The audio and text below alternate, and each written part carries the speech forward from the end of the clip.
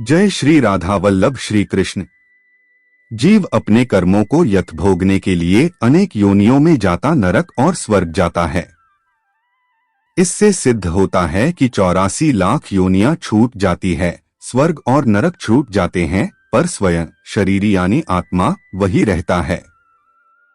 योनियां शरीर बदलती है, जीव शरीरी यानी आत्मा नहीं बदलता। जीव एक रहता है, तभी तो वह अनेक योनियों में अनेक लोकों में जाता है। जो अनेक योनियों में जाता है वह स्वयं किसी के साथ लिप्त नहीं होता, कहीं नहीं फंसता।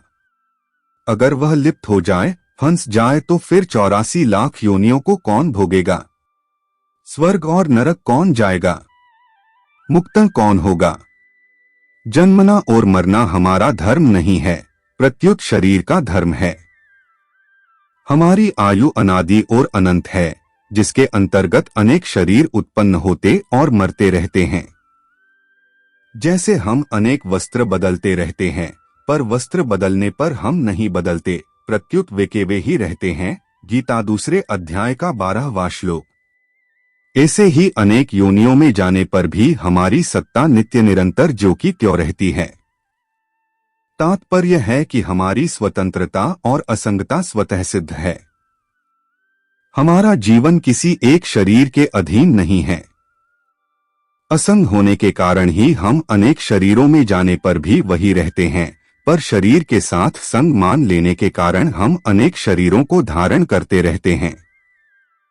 माना हुआ संग तो टिकता नहीं, पर हम नया नया संग पकड़े रहते हैं। अगर नया संग न पकड़े तो मुक्ति, असंगता, स्वाधीनता स्वतः सिद्ध है।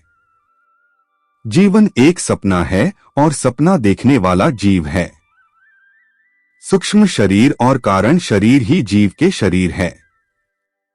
वो ही जन्म और मृत्यु और योनियों में भ्रमण करता है। जीव में बंधन और मुक्ति होती है।